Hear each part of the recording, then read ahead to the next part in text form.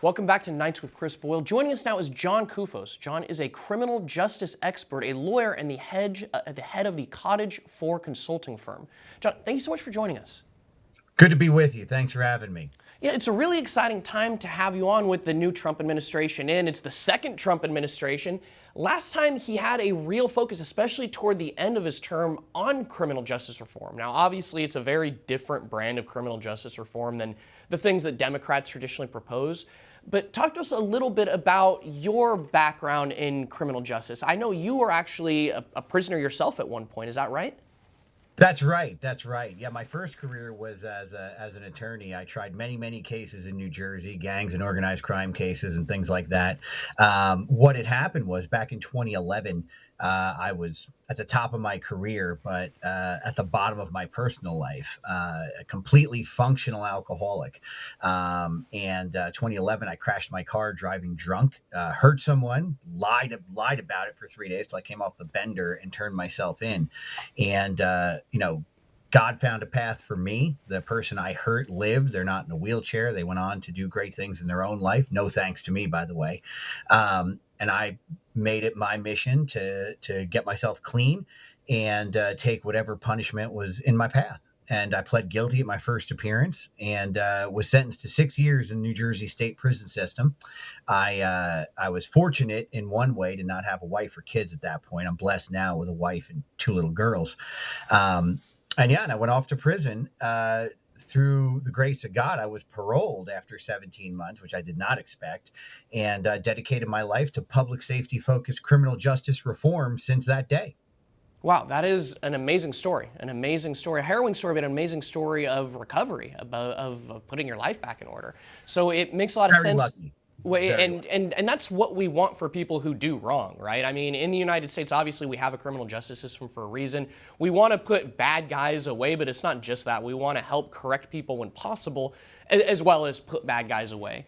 And when I was looking into your guys' work, the work that you've done personally, it seems like you do make that differentiation, that we understand, okay, there's a society, sometimes there's a lot of rules, sometimes, quite honestly, some of them can be a little burdensome, overburdensome, and many people find themselves on the wrong side of the law accidentally. Many people find themselves on the wrong side of the law, though, through real mistakes, honest mistakes, or sometimes through failings of their own. But the idea is that some people are able to get past that and get back into society. Reintegrate might not even be the best word, but rehabilitate's probably a better word. And that's so there's also some people who have no interest in that. That's correct. And listen, I was locked up with both, right? I mean, not everybody I was locked up with wanted, you could have given them rehabilitative programming on a silver platter. They would have said no. But the great majority of people really wanted to do better. And I'll tell you, when I was locked up, nobody asked me for money, but nearly everybody asked me for a job. And I was an inmate just like them, but they wanted a job. They didn't see a path forward for themselves for a number of reasons. And, some are basic reasons, can't get an ID, can't get a job. Some are structural, right? In the sense that, they don't have education, and some prisons have done education. And I think so when President Trump decided he was going to tackle this issue, right, it was reentry services for appropriate people, right? Programming for appropriate people and conditions on that programming and on that release to lead to jobs. And I think that was critical in the last Trump administration to respond to the Trump economy, where, unemployment was at a record low. And you had this workforce that wanted to come out and do something, but they didn't have the pathway, candidly, until the First Step Act under Trump made it happen. I've heard that courtrooms can be a little bit like the Wild West, where you kind of just have a judge that's sort of, based on their own opinion, really. I mean, that's the point of a judge. Based on their own opinion, they're sort of just slinging out essentially sentences to people. I mean, that's what it is, a sentence to a person that can permanently alter their life one way or the other. And I mean, that's the way our system is designed, right? People are supposed to have this, this judgment, their consciences. That's why we bring in juries as well. But, it seems like sometimes there is, I don't know. It seems like there's a real difficulty for people once they get involved in this system to be able to navigate it out, where once you've fallen into a court system, that becomes your entire life. I've had it on former prisoners on my show in the past. Actually, I've spoken. I had Joe Exotic on, and he was in jail. He did a FaceTime call from prison. So, when you talk to these people, many of them are deeply aware of the fact that our prison system is flawed, that in many ways it's not set up toward rehabilitation, or even, it seems like, it's set up almost like a big daycare where they put people that they don't want to deal with for, as long as they could put them until they have to put them back into society, and then they figure it out after that. Yeah, and a great stat, 96% of everyone sitting in prison right now is coming out. 95% of, roughly 2 million people are coming out the door, right? And the question for us as a society, if we want to maintain public safety, what do we want those people to be when they come out, for the people that want to be something else? And I think that if we can create programming and create opportunity, then we have the ability to get people the best social welfare program in the world, which is a job. And this isn't like a blue state or a red state thing. I mean, I just got back from Fort Myers yesterday. In Florida, there's a massive push for second chance, fair chance hiring. And the Department of Corrections is one of the people spearheading. I do a big project down there with JP Morgan and the Florida Department of Corrections and Florida Chamber of Commerce called Retaining Talent. And we had about 50, 60 businesses in the room in Fort Myers yesterday, right, to train them on the right way to do this. So, I mean, it's a win-win for communities to have people with records who are likely to recidivate, to make sure that they have the ability to gain work where they have the appropriate skills to do so. It's a win for businesses. And of course, it's a win for the criminal justice system. So police can really focus on the people who are really dangerous out there.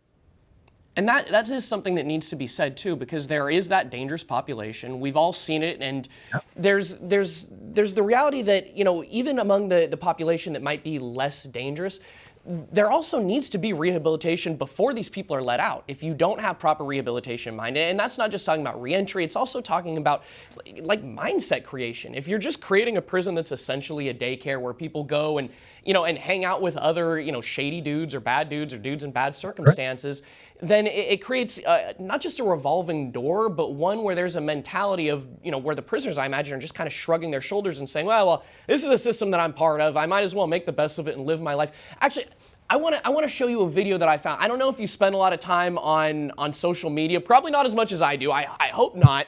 But I get fed a lot of videos from what people call Prinstagram or Prisongram. It's videos shot by inmates, and these guys are social media stars in their own right. I want to show you a video of a guy who does, really kind of elaborate setup music videos that he shoots from within prison, and then talk to you about how we can maybe change that mindset toward one that's really set on entering society and not living in a prison society. Chris, if you could go ahead and play SOT number 2 for us. This world's nothing but cruel 'cause of people like you. You're goddamn vultures. I'd hate to break the news, but we're all supposed to be yours. And no one gives a fuck about you.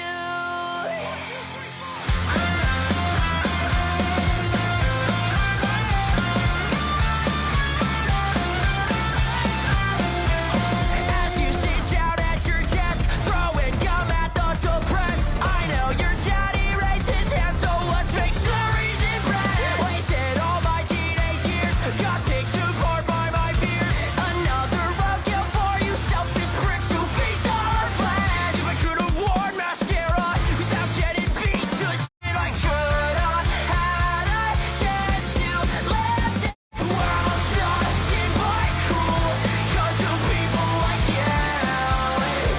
You're damn vultures. I hate to break the news, but we're all supposed to be yours. And no one gives a fuck about you.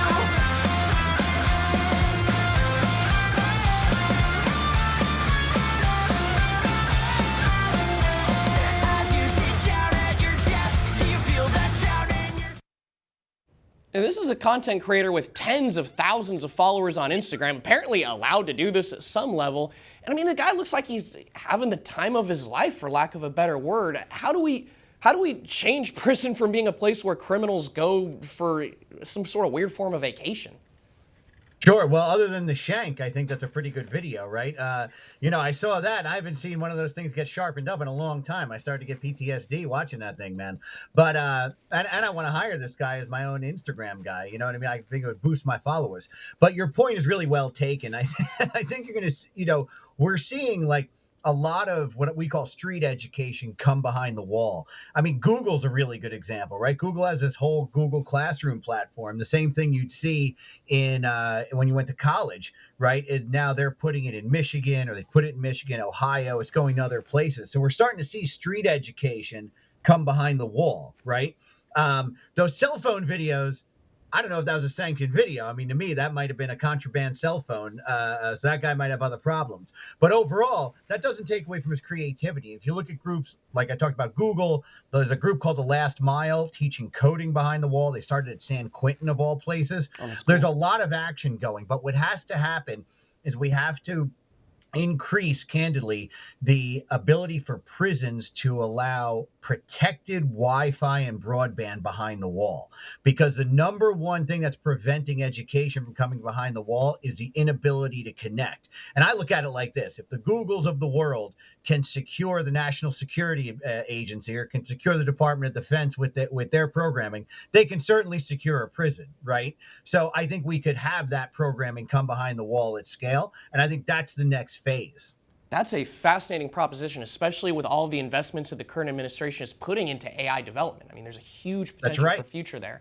And with that in mind, I mean, we have an administration now, a president who's been on the wrong side of law enforcement, who's been targeted by investigations that were very politicized.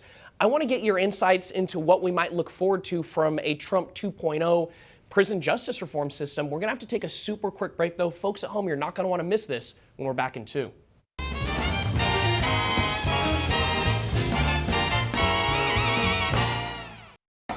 I wanted to know if any of you guys wanted to bite. Okay, any of you bootlickers? I had like 10 donuts before I came over here. No, you know what, man? A dog ate that first. Hey, any of you bootlickers Get want that this? fucking shit away from my face, or we'll Hey, come on, I thought we Get were the fuck away from me. What the fuck? Oh, yeah, you got that? I got that, You got that? I Good. got that, bro. Thank you, sir. Let me get all those badge numbers. Badge numbers, names. Badge numbers, names. Thank you, sir. Hey, don't touch me. Come on, man. I'm being innocent. What am I getting arrested for? I think it's time for you to go. Oh! What's he getting arrested for? What's he getting arrested for? Back off! Back off! Welcome back to Nights with Chris Boyle. Back with us now is John Koufos, criminal justice expert and lawyer and head of Cottage 4 consulting firm. John, before the break, we're talking all about how prison, it should be a place where people who have made mistakes are able to fix that and get back into society. Unless they're so bad, we're just going to stick them somewhere where they can not harm other people, quite frankly. But that's the small minority of prisoners. As you said, the majority of prisoners are actually set to go back into society at one point in their lives. And these are people who we want to be able to succeed. We don't want them to have to turn back to crime, and we don't want them to feel like that's an okay option or an easy option or one that's, worthwhile. And with that in mind, we have an administration now that has a very different point of view on criminal justice, even since the last time Trump was in office. Back then, he was working very, very directly toward criminal justice reform, especially toward the end of his term. But now he's someone who has found himself persecuted by the justice system, really politically motivated persecution. So with that in mind, what do you expect that Trump's actions are going to be when it comes to criminal justice during this second administration? Yeah, look, the president was great on it the first time. And I think that, look, there's nothing that helps you understand the criminal justice system like being indicted, right? There's nothing other than going to prison itself, right? And now the president has unfortunately had to endure that. So I think we have a much different perspective right now than we had before, and we had a good one before. So I was really encouraged when Pam Bondi went to her first confirmation hearing. One of the first things she spoke about was implementation of Trump's First Step Act to make sure it's implemented properly, that there's more halfway houses, there's more programming to execute the elements of the First Step Act to ensure that public safety is protected through jobs. So I think we're going to see when Pam Bondi becomes our attorney general, I think she's going to pick a highly qualified Bureau of Prisons director, and we're going to see the First Step Act implemented as intended, and then be able to build on that. Remember, there's other verticals here. Trump put in the opportunity zones, which create all sorts of economic stimulus inside the our most challenged communities, which coincidentally are where many people with criminal records are returning to. So he's created an entire ecosystem for second chance hiring that just needs to be executed. And I wouldn't be surprised if we see a Second Step Act before the end of Trump's term. And, you know, we're entering into a time where there's this huge focus on onshoring American jobs as well. I mean, we're having all of these deportations. Let's be honest. Like, some of those people have jobs here. A lot of people talk all the time. That's the popular anti-deportation talking point. Like, oh, who's gonna do all these jobs? Who's gonna do all these jobs? Well, Americans. And here's a great example of a huge group of Americans that seem absolutely desperate for jobs out in our community. So it seems like now is a huge opportunity for those people to get out of jail, to be able to integrate in our society and actually have a stake in things, no longer be someone who will do anything because they don't have anything to lose. You hit the nail on the head. I do a lot of work with a great guy named Jeff Korzenik, who wrote a book everybody should read called Untapped Talent. Jeff is a Princeton educated economist, right? Came to this issue purely from an economic issue. And he and I have been talking about the various labor markets. And Jeff figured out that, even if the deportations happen to the level that the Trump administration wants them to have, by tapping some subset of second chance hiring, we'll easily backfill those jobs just with that population, not counting everybody else out there who needs employment. So I think that it doesn't come from me. It comes from economists. It comes from people who have looked at this issue in detail. And I think it's just a matter, though, of making sure that we make that connection from corrections to connections, right? To make sure that when you come through the system, you get yourself out to a job. And then I have to ask before we go, you're someone who's been through these circumstances yourself. Obviously, you were working a lot before, so you had a very different perspective. But what advice do you have for people who are watching who might be formerly incarcerated or have family members who are looking to take advantage of these resources or just find a good way to connect themselves or their loved ones with an opportunity to get themselves plugged into jobs, plugged into opportunities, but really plugged back into society? Yeah, I think in the great majority of states, the Department of Corrections leaders are really prioritizing this. There's a great organization called the Correctional Leaders Association, which is it's almost like a trade group for all the Department of Corrections directors. And that's really a one-stop shop to figure out how to be connected with the Department of Corrections leaders in your state. People can reach out to me right on my website, cottage4.com. I'll tell you how to get in touch with folks in your own state if you're going through this. But most importantly, don't lose hope. I lost hope a number of times throughout the process. Took me a while to get cleaned up, but God had another path. And today, I make a joke, right? I never knew a single politician until I was a disbarred felon. And here I am with President Trump, governors around the country. Now, I'm from New Jersey, so maybe that makes sense in New Jersey. But in other states, it's not a civilized thing. So you just have to have hope and just keep doing the next right thing. Because when you're doing the right things seem to happen. Beautiful. Dude, John, I love it. I love the work that you're doing. Thank you so much. And thanks for joining the program Thank you. tonight.